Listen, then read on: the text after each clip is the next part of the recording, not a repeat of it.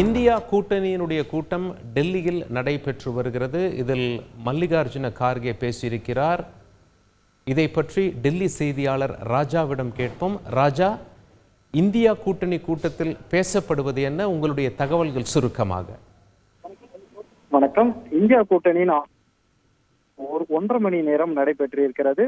இதில் காங்கிரஸ் கட்சியின் தலைவர் மல்லிகார்ஜுன் கார்கே உரையாற்றியிருக்கிறார். இதில் இந்தியா கூட்டணி நண்பர்கள் அனைவருக்கும் நான் என் வணக்கத்தை தெரிவித்துக் கொள்கிறேன், அவர்களை வரவேற்கிறேன். நாம் ஒன்றிணைந்து போராடினோம், அதே போல் ஒருங்கிணைந்து போராடினோம், முழு பலத்துடன் போராடினோம். உங்கள் அனைவருக்கும் வாழ்த்துக்கள் என அவர் தெரிவித்திருக்கார்.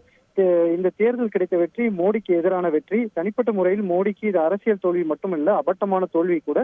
இதை மறைக்க அவர்கள் பல்வேறு யுக்திகளை கையாள்வார்கள் என மல்லிகார்ஜுன் கார்கே தெரிவித்திருக்கிறார். மேலும் மக்கள் பிரதமர் நரேந்திர மோடிக்கு எதிராக தீர்ப்பளித்திருக்கிறார்கள். ஆனால் அந்த தீர்ப்பை எப்படியாவது மாற்ற வேண்டும் என்பது பிரதமர் நரேந்திர மோடி துடிக்கிறார். நம்ம அரசியலமைப்பின் முகவரையில் உள்ள சரத்துகளும் மதிப்புகளும் அர்ப்பணிப்புடன் உழைத்த அனைத்து கட்சிகளும் இந்தியா கூட்டணி வரவேற்கும் என தனது தொடக்க உரையை கார்கே தெரிவித்திருக்கிறார். மேலும் தேர்தல் முடிவுகள் குறித்தும் அதே போல் தேசிய ஜனநாயக கூட்டணி அரசியல் நகர்வுகள் குறித்தும் இந்த கூட்டத்தில் ஆலோசிக்கப்பட்டதாக தகவல்கள் வெளியே இருக்கிறது. இன்னும் சற்று நேரத்தில் கூட்டாக வெளியே வந்து செய்தியாளர்களை சந்திக்க இருக்கிறார்கள். உங்களுடைய தகவல்களுக்கு நன்றி ராஜா.